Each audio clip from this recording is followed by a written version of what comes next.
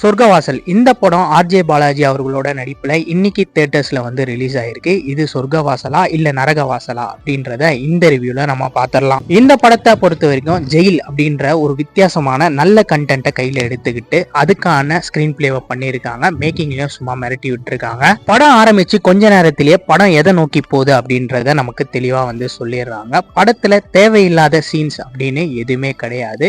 எல்லாமே படத்துக்கு ரிலேட்டடான சீன்ஸ் தான் வச்சிருக்காங்க. படம் ஃபுல்லா கத்திக்கிட்டு இருக்காம, படம் ஃபுல்லா பாட்டை வச்சுக்கிட்டு நம்மள சாவடிக்காம எடுத்துக்கிட்ட கதையை தெளிவா சின்ன ட்விஸ்ட் அண்ட் டர்ன்ஸோட சொன்னதுக்கு இந்த டீமை நம்ம பாராட்டலாம். எந்த தப்புமே பண்ணாத ஒருத்தன் ஒரு கொலை குற்றத்துல மாட்டி ஜெயிலுக்கு போறானா அவன் எப்படிலாம் நடந்துப்பான் அப்படின்றத ஆர்ஜே பாலாஜி அவரோட கேரக்டர்ல நல்லாவே கொண்டு வந்திருக்காரு.